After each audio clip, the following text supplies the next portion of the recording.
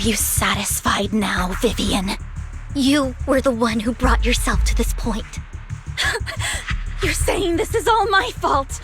Losing my father, losing Camille.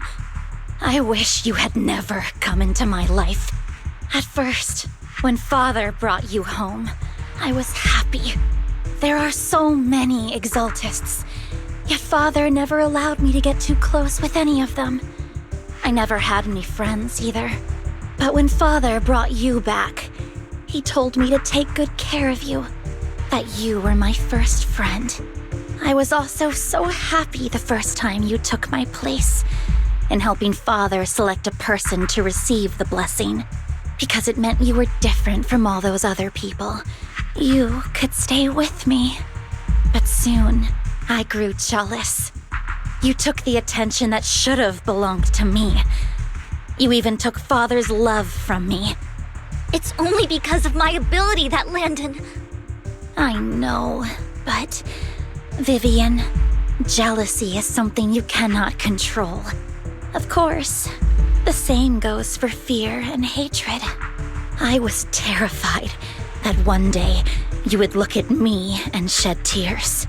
I knew if that day ever came, Father would not hesitate to force the blessing upon me. And when that day did come, I hated you for causing my father's death. Dina, you knew everything about what happened back then, so... why are you still defending Landon? And why didn't you tell me back then? If I had known earlier, maybe I could have found a way. Because it's the only thing that makes me more special than you, no? It proves I had Father's trust. I was more useful to him. Vivian, you said you wandered without a home ever since you were young, hated by anyone you encountered. You were happy to gain recognition from everyone and help Father when you were among the Exaltists. But in the end, you discovered you were being used, so you felt betrayed and hurt. Then, what about me? All I ever had was my father. I've never known a life outside of the Exaltists. Ever since I was young, my only purpose was to help Father select who was to be blessed. The only purpose I had was my father and the Exaltists. I've never been taught anything else, Vivian. It is what little value I have, and have ever had. In the end, you took even that from me, and completely destroyed it. You think you're doing good and fighting evil. You've only managed to affect a small part of your world. But have you ever wondered if maybe that's all there is to my world? I never wanted to hurt you. You are also my first friend. And that's why I wanted to save you back then. Save me? You and Camille all talk about saving me. Why don't you understand? To me, loss is so much more painful than death. Dina, you can start over. Everything Camille did was so you could live on. Let's leave the Hollow together. There are so many amazing places in New Eridu. This time, I'll take care of you. I've also met so many amazing people. I'm sure they'll love you too. Okay, Dina? Vivian, I can't forgive you. And I don't want to forgive you. I have nothing left.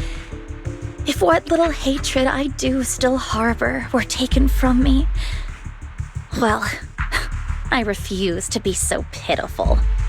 I won't apologize, Vivian.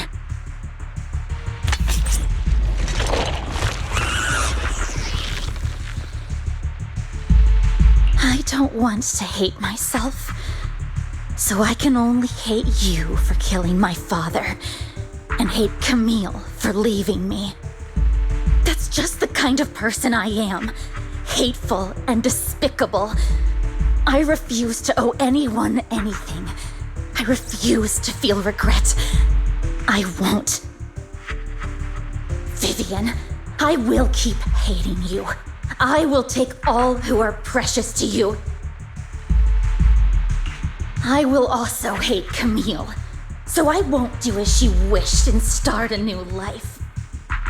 Vivian, if you had never existed, if I had never, you would be...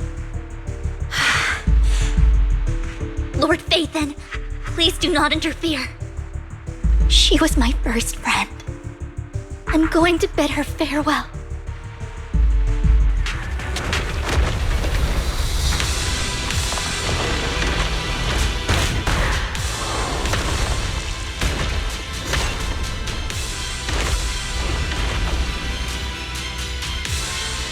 Dina, soon the pain will be over. Lord Phaethon, don't come any closer!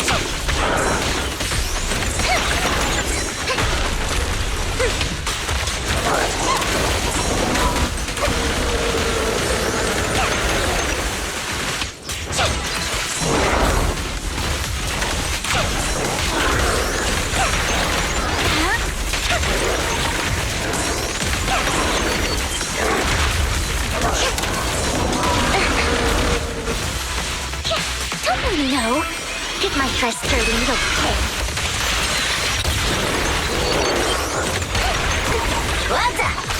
Where are you looking?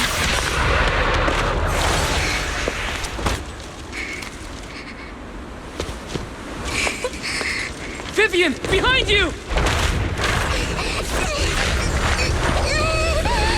Lies!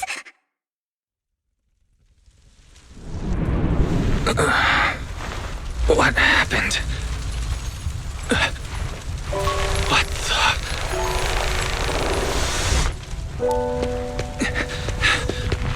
Vivian! Lies. Don't come near me. This is my own choice.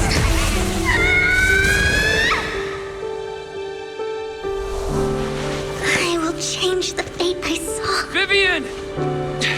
I just want you to remember me when I looked my best. Vivian! Careful. Vivian, your body... I'm sorry you had to see me like this, but I don't want to be the one that only brings misfortune anymore. No. There's got to be another way. It's so warm, and the night is beautiful. Vivian?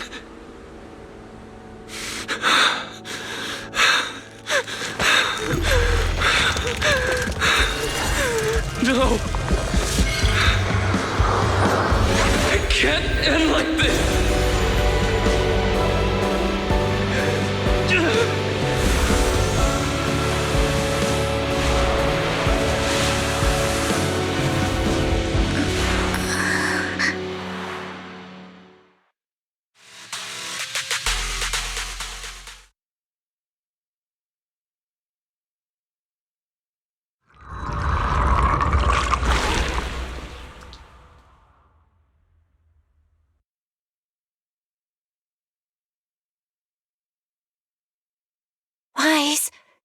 Wise! Wise, you're finally awake. I'm at the store?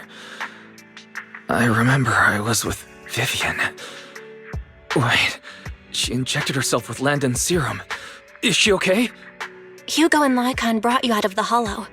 You scared me to death. Thank goodness you woke up. And you said Vivian used the serum on herself? But she looked fine to me, bar a couple of scratches.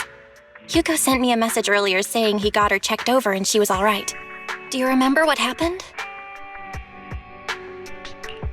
The situation was dire, so Vivian used the serum on herself to defeat the ethereals.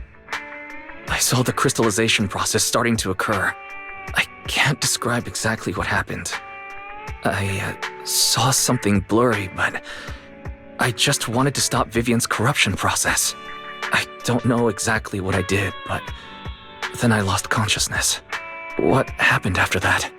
When I let Hugo and Lycon there, it was just you and Vivian lying there on the ground. We couldn't wake either of you. Let's put that aside for now. Do you feel any discomfort-wise? I'm a bit dizzy, but otherwise, I'm fine. Don't worry. Phew, that's good. You should rest for tonight. Hugo and Vivian said they'll come over tomorrow, so we can discuss the details then. Okay. Sorry for worrying you, Belle. Good night.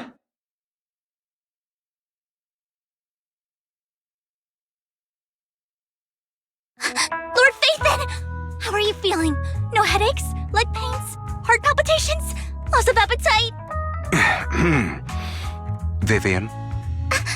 I was just so worried. Sorry. Anyway, Lord Phaethon, I'm so glad you're okay. What happened this time was all my fault.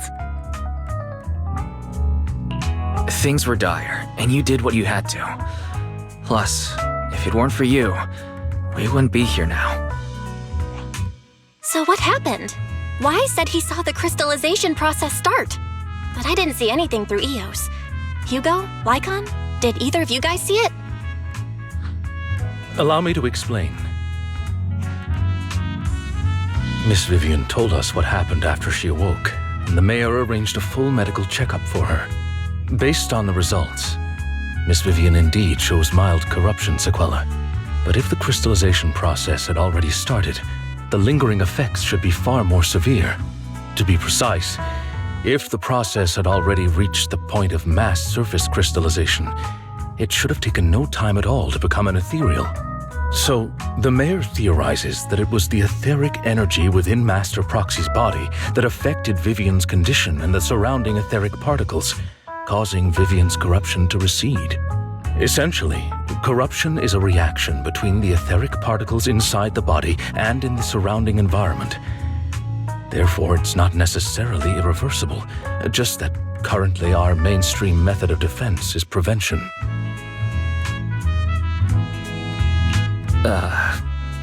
I'm having a hard time believing that, even if it's coming from you, Lycon. It's almost like you're claiming I can manipulate etheric energy. Master Proxy, you are special. This is a gift your teacher left you. A gift from our teacher? How come I never knew about it? I don't know all the details, so I cannot explain everything to you. My apologies. However, Miss Yixuan might be able to answer some of your questions. She will visit you sometime soon, so please feel free to ask her any questions you may have. She has quite an eccentric personality. If she causes you any inconvenience... Can I file a complaint about her with you if she does?